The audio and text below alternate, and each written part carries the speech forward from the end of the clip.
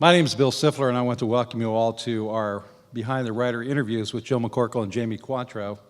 Many of you are familiar with Joe McCorkle's work, as you have read the, excuse me while I put my glasses on, I just realized that I'm blind. I put this really big print, and I still can't see. You want me to start over since you're filming this? No? All right. Okay, sorry. You'll cut me out. Many of you are familiar with Joe McCorkle's work as you've read the stories in her collection, Creatures of Habit.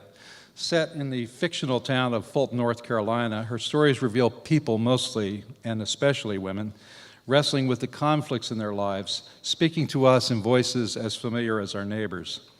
Monday night, McCorkle shared some of how she writes and what writing means to her from her essay about her most recent novel, Life After Life. Her essay begins, "My writing process often involves a lot of note-taking, every day jotting down thoughts and ideas, and in the evening putting the scraps away for later perusal. Eventually, there are enough pieces that a whole begins to come into view. I think we are all like those old antenna contraptions that used to perch on rooftops, turning and turning to pick up signals in hopes of making a connection and finding clarity."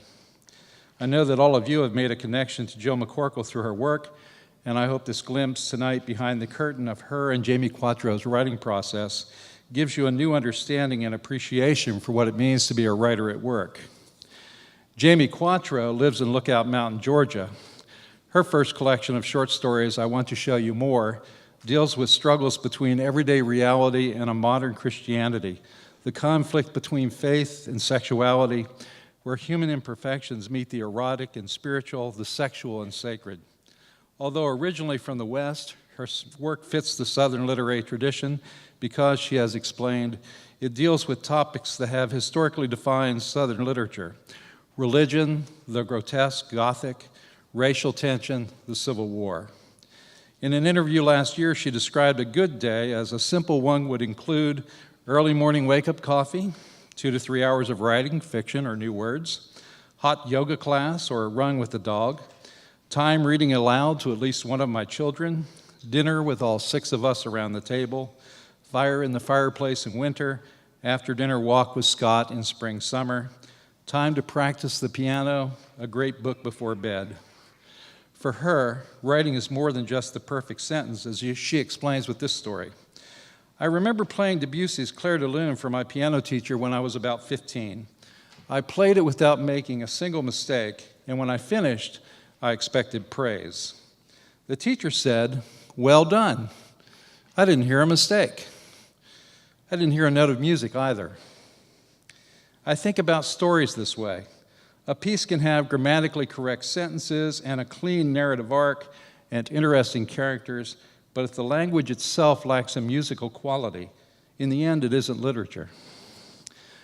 Chattanooga State Professor Lori Barton will be interviewing our guests tonight.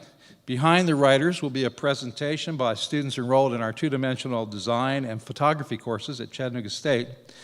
These students have created their unique visual responses to the themes and ideas present in Creatures of Habit. As you listen to the interview and view the slides, we hope that their images serve not only as illustrations of the text, but prompt your own reactions and connections, a visual companion piece inspired by the stories of Joe McCorkle. Please welcome Lori Barton and our guests, Joe McCorkle and Jamie Quatro.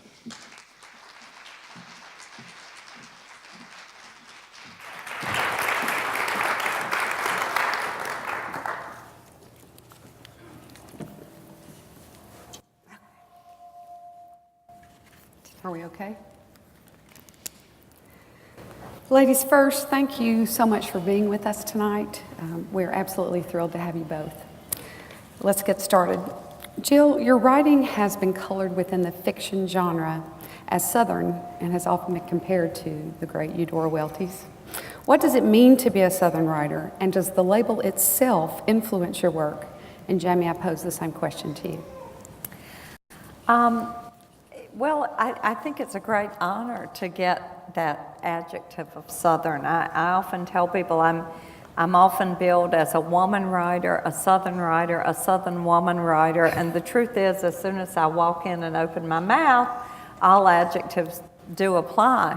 I think the danger of labels is always if they imply that you would then only be of interest to people of that branch.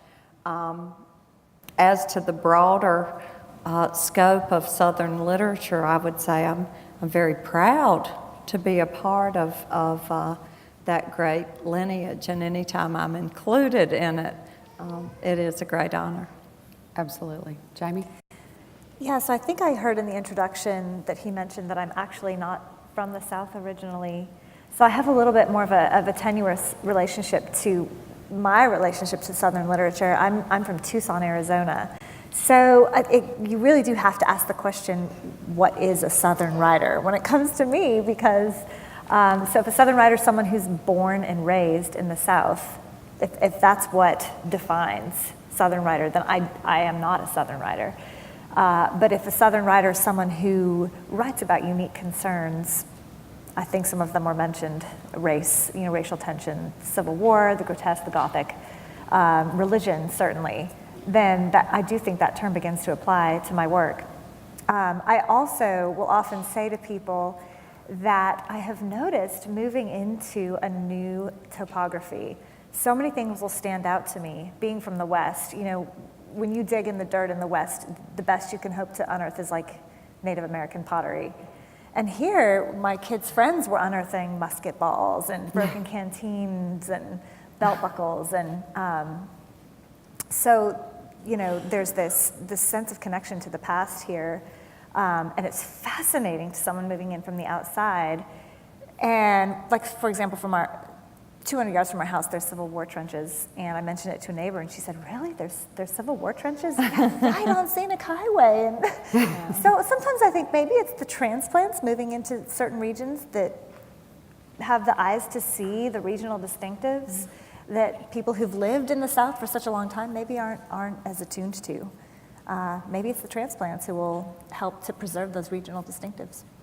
Thank you. Jill, in Creatures of Habit, you write stories set in the fictional town of Fulton, North Carolina. And Jamie, several of your stories in I Want to Show You More take place in very real locations in or near Lookout Mountain. Could you each speak to the idea of geography and the decisions you make about it in each of your collections?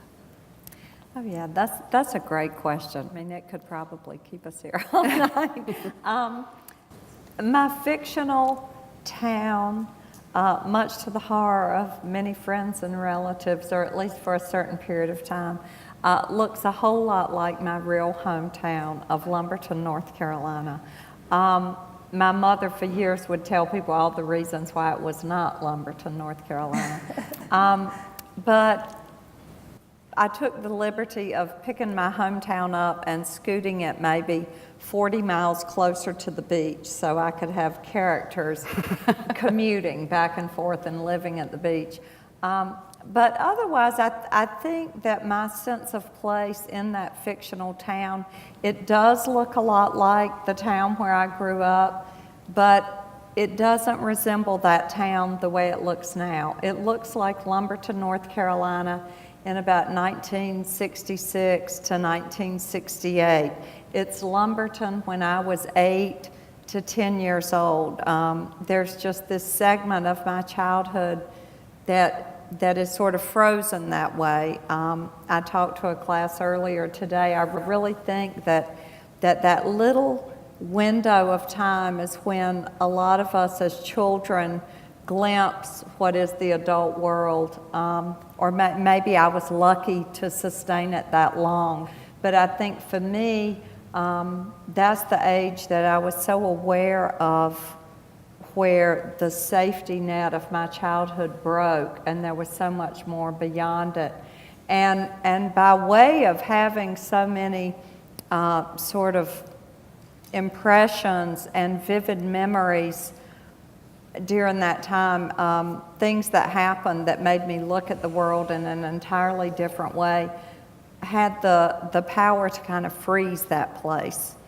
And as a result, it's just fertile ground for me as a writer, and I find myself going back to it again and again. Even when I'm writing stories that are wholly contemporary, there's a way that I feed on that place at that particular time, and I'm just drawn back. Even, I lived years, you wouldn't know it to hear me, but I lived in Boston for 20 years and raised my children there. And during those years, I felt closer to the South in a lot of ways than I had ever been, because the memories were so vivid and pulling. Jamie? Do your children sound like you? I've never asked that question. I was going to ask that too. My children do not sound like this. They can imitate it perfectly. I once heard my daughter saying to some friends of hers, "I'm Southern like my mother." And there were all these little girls saying, "I'm Southern like my mother." But no, It's just something I've noticed, and this is off topic, but I've just noticed that a lot of my children's friends don't have accents. And I thought I knew my children wouldn't, because my husband and I aren't from here, and we moved here when they were like, kindergarten to 5th grade. But I don't know, is the Southern accent dying out? I mean, that's a whole different question, but a lot of their parents will have it, but the children won't have it. But back to your question about setting. I don't need to explain here. Often when I'm out on book tour and people ask about the setting of my book, I have to explain, well, Lookout Mountain is bifurcated into 2 states, the Georgia side and the Tennessee side. And so a lot of what I'm writing about are the various divisions and confluences of that topographical division. But the question I'll often get is, well, were you thinking about that when you chose that setting? Because I do write about this division between the sacred and the sexual.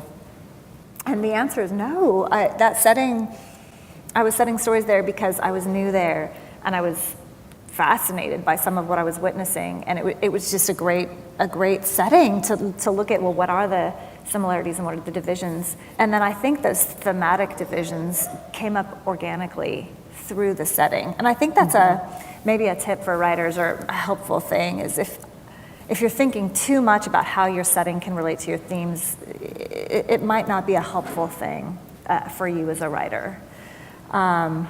So I do, the struggle I have with having a setting with local people reading my book is that they'll recognize certain things and then they'll tell me how I'm wrong. So like, there's a story where a woman goes for a walk and she crosses something called Lee Avenue, and someone said to me, well, but that avenue doesn't intersect with Scenic Highway. And that's actually a street way over here. And I said, yeah, I know. It's just, I like the term Lee. I thought that was a great street name. I wanted it to be a general. So fictional license. So that's the only struggle with a local crowd, is people recognize things. And then sometimes too, they recognize things and they think, well, it's all true. So there's that translation process that happens between, And they're life afraid fiction. you're writing about them. Right. What happened in the help. Yeah, they're like, where am I in this book? Yeah. Great. Thank you. I had somebody come up to me and say, "You put my fence in your book." I'm like, was that okay? You're like, it was an honor. I love your fence. I forgot I didn't get the fence's permission. Do I need a waiver? Okay, to both of you, it is no secret that a major theme in each of your collections is marital infidelity. You each take unique approaches to the topic. What draws you to this particular theme, and as writers, what measures do you see yourselves taking to avoid the hackneyed portrayals of this theme that are prevalent throughout popular fiction today?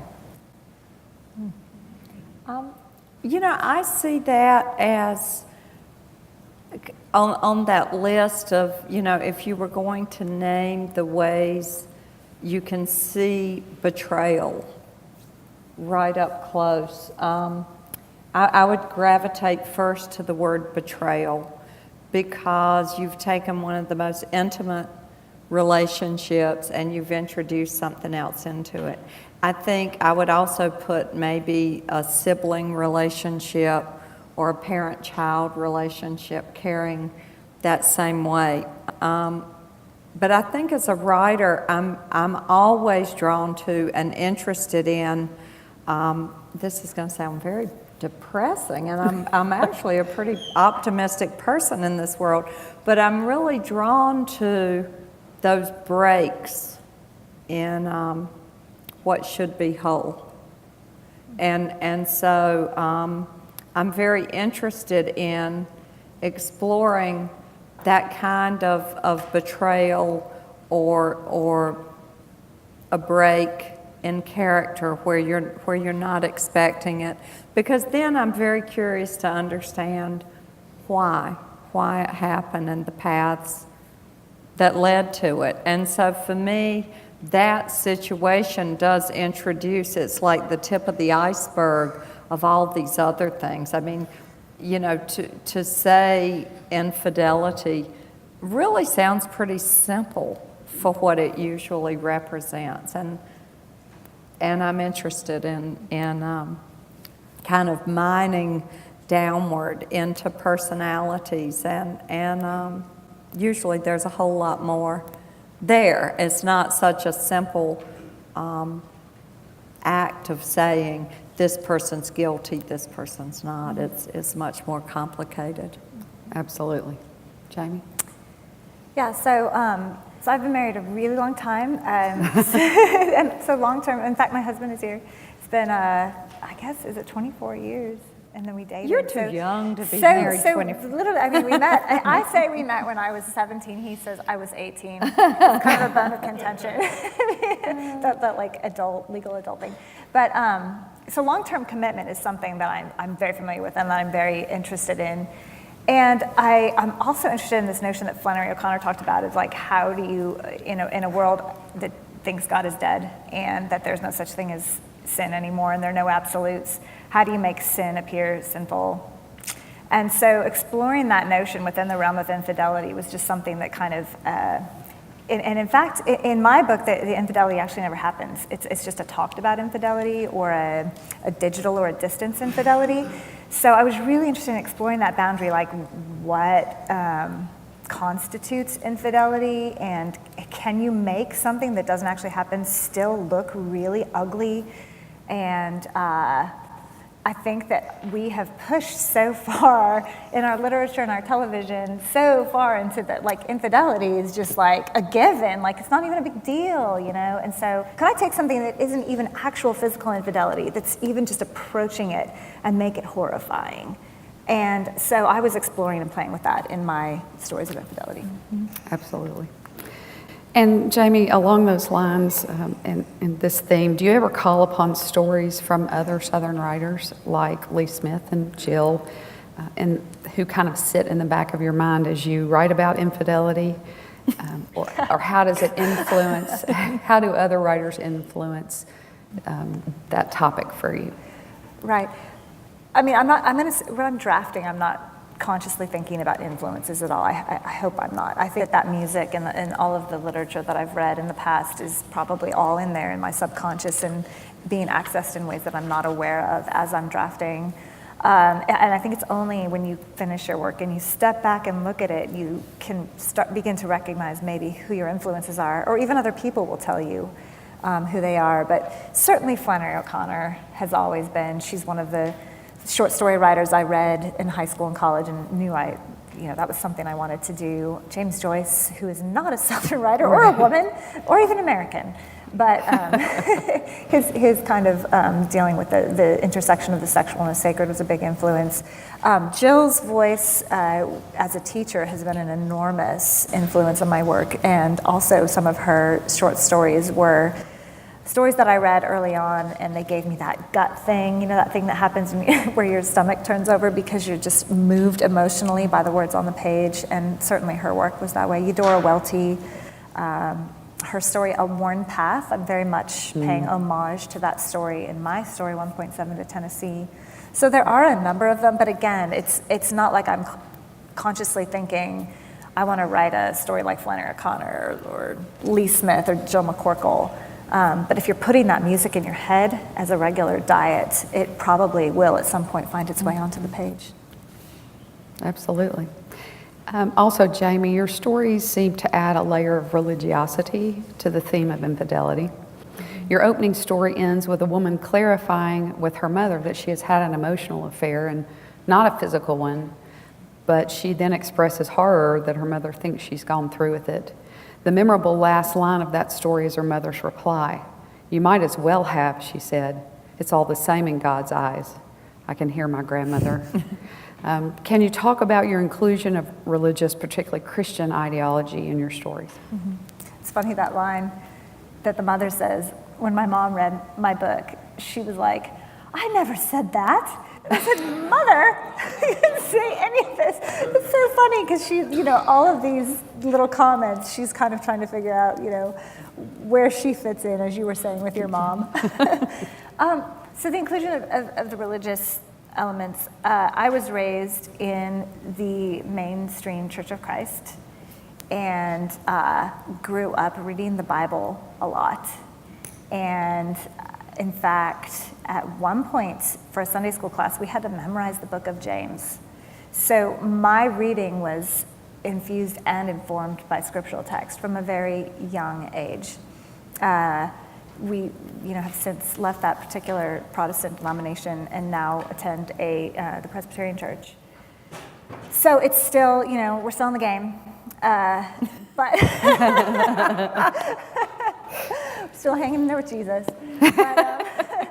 But so I've just developed this, obviously, an interest in theology, and I read a lot of theology, and I think that between that early biblical reading and then studying English in college and in graduate school, all the way, I finished a master's degree and started actually a doctorate at Princeton.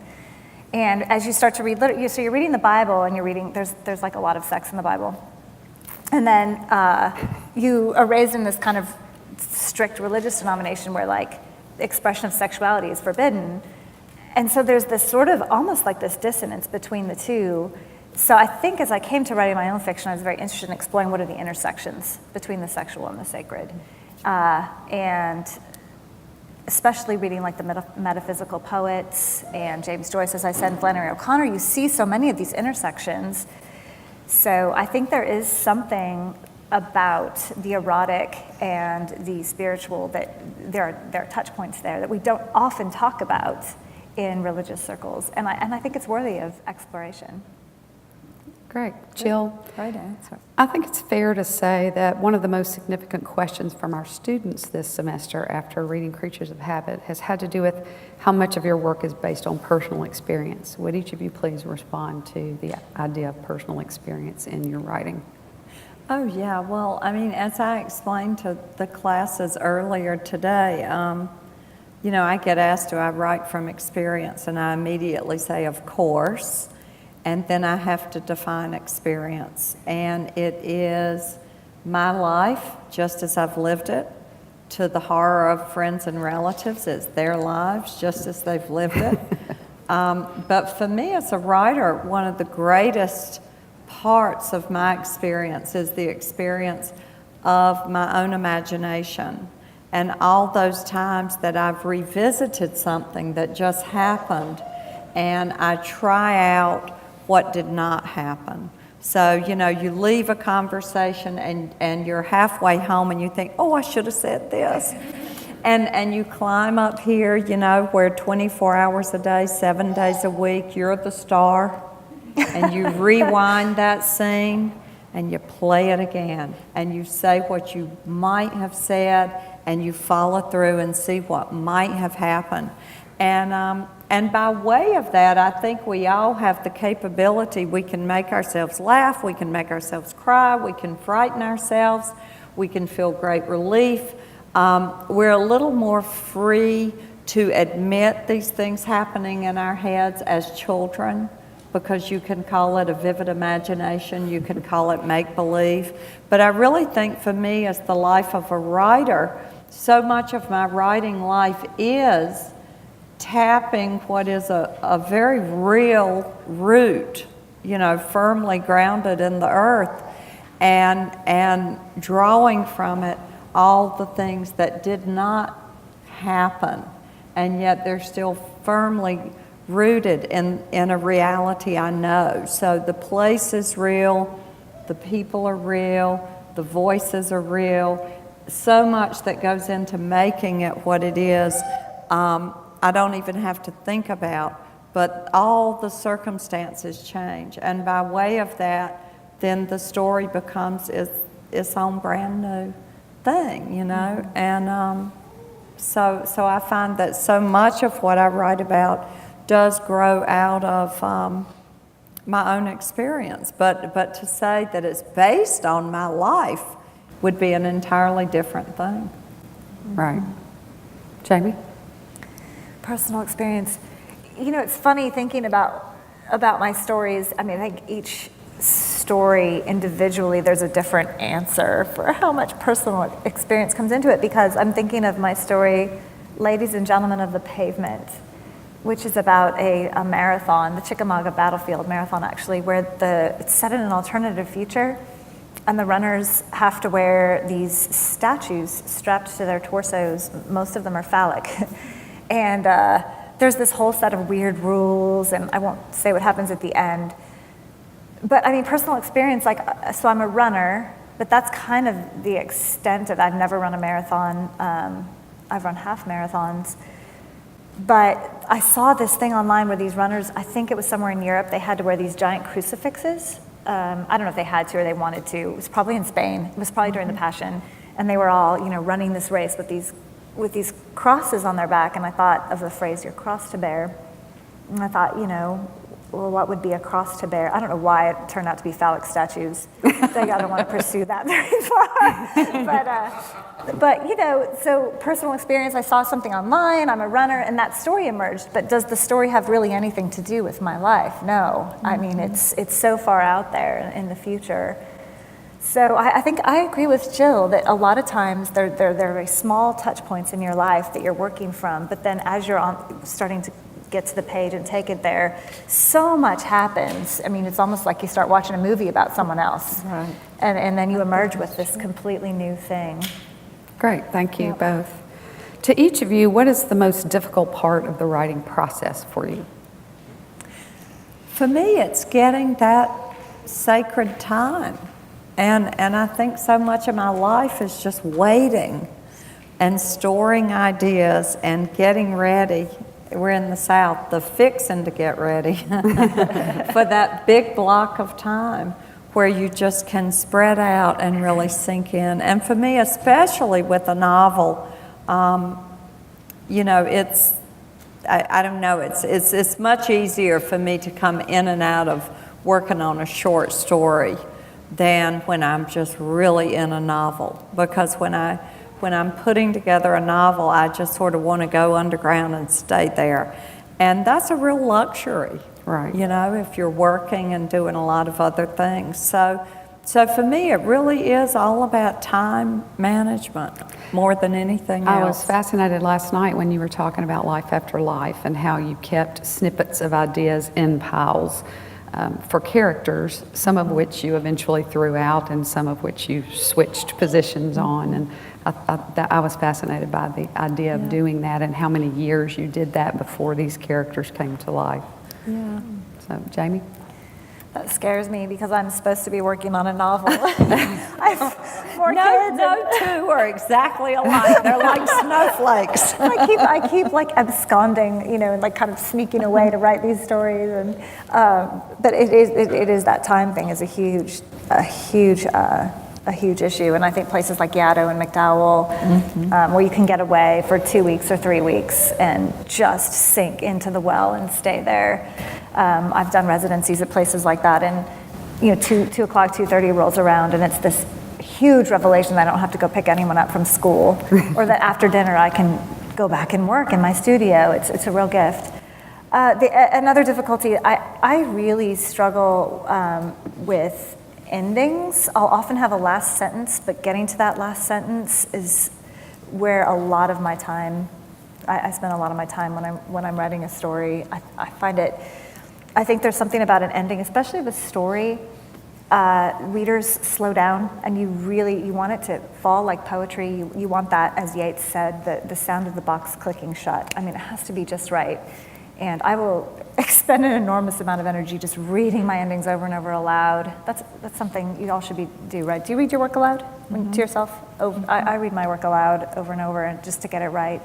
And titles, I struggle with titles. I'm terrible at titles. That's fun. Jill, in your comments on the dust jacket of Jamie's book, you talk about her ability to explore the boundaries between the physical world and the spiritual, which I agree with wholeheartedly after having read the work.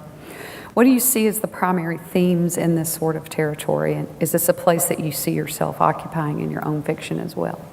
Well, I mean, I think Jamie just said it better than I can. I mean, the whole biblical aspect of it and sort of the desire to keep separate the physical and the spiritual, and yet you can't help but notice all the many ways they overlap and need to overlap, in fact, in order for everything to continue. And so, where did I lose? Well, I'm with Jamie's work, I was just, blown away at how she can swing between those two worlds in such a seamless way that if you were not a careful reader and you just glanced at a sentence here or a sentence there, I mean, you would miss what is this very subtle movement between these two worlds, and oftentimes, a real marriage and blend of the spiritual and the physical. And I think in my own work, certainly I'm interested in that, and by way of that, I would just say how place itself often translates to a more spiritual, what am I trying to say, grouping or identification. I mean, I'm really interested in how you can take a very small group of people in a tiny place and it translates to this kind of universal representation of a larger society. Mm-hmm. So mine is, the draw. I mean, if we're gonna veer away from the sexual part of it for a minute because I'm about to say things like I'm intrigued by how like a third grade classroom becomes a microcosm of the world, or any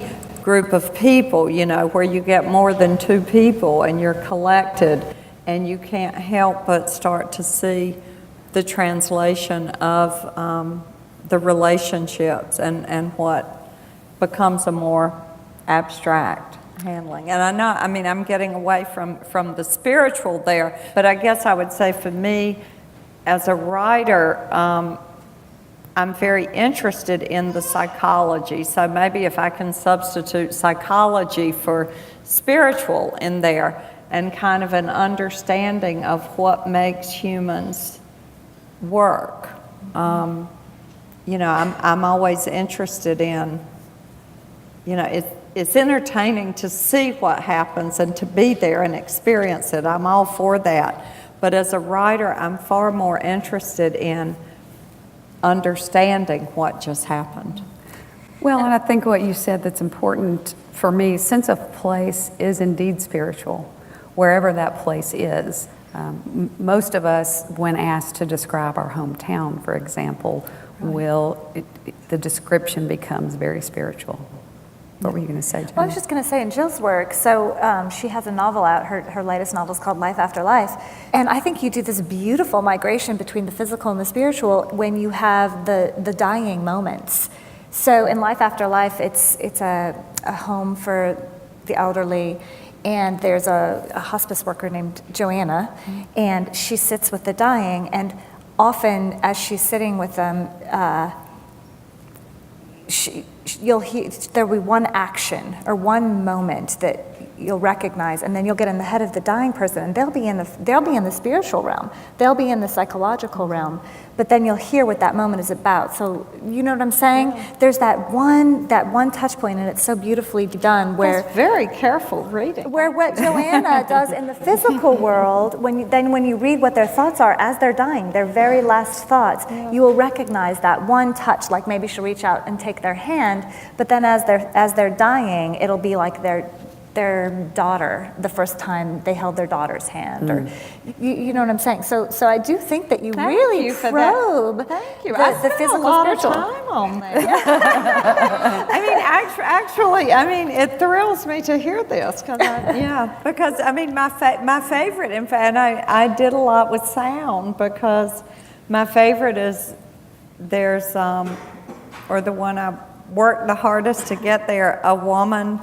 is dying, and as her husband's watching her, there's a cardinal out the window. Right. And the hospice worker is hearing cheer, cheer, cheer.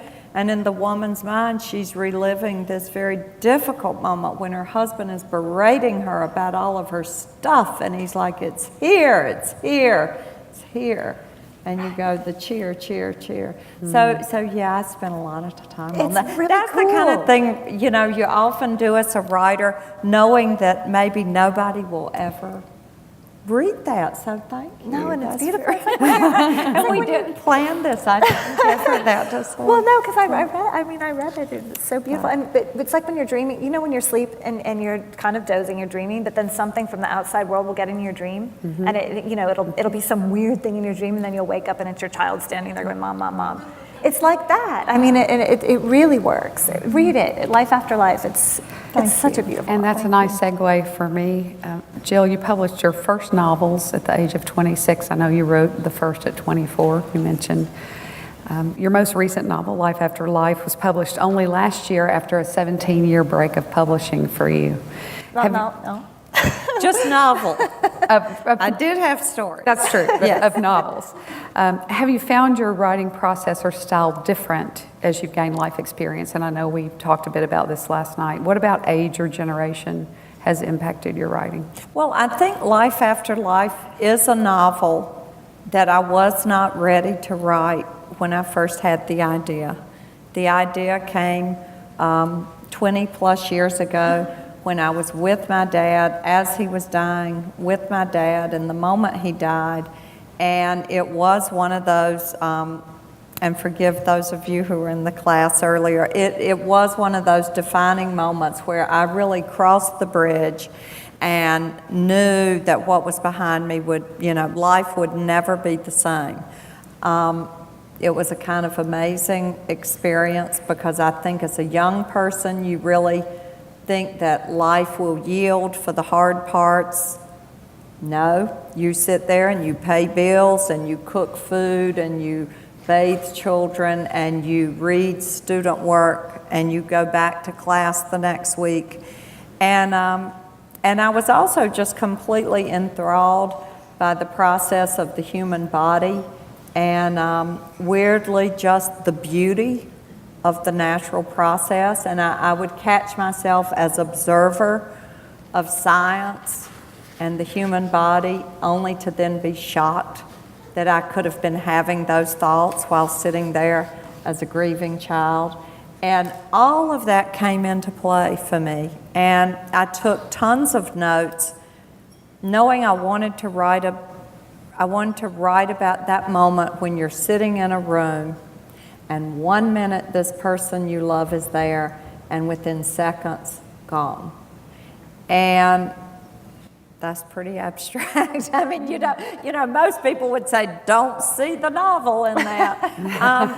And so I started thinking, well, no, it's really a novel about what makes a human's life his or her life, and it's all about memory. It's all about all the things that have happened at various stages and a collection of those moments. And so the novel really was about sort of collecting the fragments of various lives, really as a kind of testament to the power of memory and the power of kind of the everyday. I mean, you were talking about influences. I think I've always been drawn to a kind of community setting. I mean, I remember reading Thornton Wilder's Our Town in high school and just being so moved. That was something I sort of had to keep reading because I was so taken with the whole community and the whole notion of giving voice to those who were no longer there in the present, and this sense of history and the continuation. And then also very moved by Carson McCullers' The Heart is a Lonely Hunter, where sort of every need in mankind is addressed. She talks about sexuality, she talks about race, she talks about class, at a time when people just weren't doing that. And then Winesburg, Ohio was the other big influence. Again, that kind of collection where there's an observer, but kind of taking in every specimen of humankind within a town. And so in many ways, you know, this has been the novel that I have wanted to write, and knew that I wanted to write it long before I was ready to write it. So I spent a lot of time writing stories, which doesn't come as naturally to me. The stories are much harder for me, and we can probably talk about this. I mean, I think the story is more kin to a poem than the novel. And Jamie is someone well-versed in writing poetry as well as stories. So I don't know, I tend to think a lot of times the material dictates the genre as much as anything. I know I got off, see, that was a very novelistic answer. I got completely off track, and I don't remember where I was And a very going. Southern woman answer, as we've discussed. That too. Jamie, are you feeling the same thing as you mature in terms of Well, I'm being- just getting started. But I mean, truly, I am just getting started. I mean, Jill started publishing much, much, much younger than I did. I mean, she was 26, right? And so that's when you published. So you started writing long before that. And I sort of had this first life in academia, and then this, you know, the next first life as a mother of 4 children. We had 4 children in 5 years, and I always thought I'd go back and finish the PhD. Yeah, all before I was 30. And I always thought, well, I'll go back and finish the PhD when the baby's in school. But when the baby went to school, I had switched tracks. I was writing a lot of short fiction, and I went back for my MFA. So, you know, that was in my mid-30s. So it's hard to talk about the journey as a writer when really my first book just came out a year ago. But I guess the next book is Well, what but I'm- that's as a published writer. Yes. You know, you were writing stories, I'm sure, in middle school. I was. I've been writing for a long time. So- Yes. And so, have my interests changed? I definitely think being, you know, I can write children better having children. I Right. think that having, you know, getting the voices right of kids is it's so nice to have all these different ages, because I even have YA friends who write young adult fiction who will call me and say, I need slang. Put one of your kids on. Literally, my friend Dana Lawrence, she has this great series out with Penguin. It's about like this, I don't want to get into it. It's a mall that gets bombed by this chemical warfare, and so they section it off, and everybody in the mall has to figure out how to survive. And I mean, they're making it into a movie. So she's called me so many times and said, "What would your kids say if someone said this?" Just hand the phone off.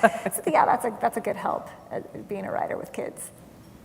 You can always tell the writers who don't have kids because their children never talk. And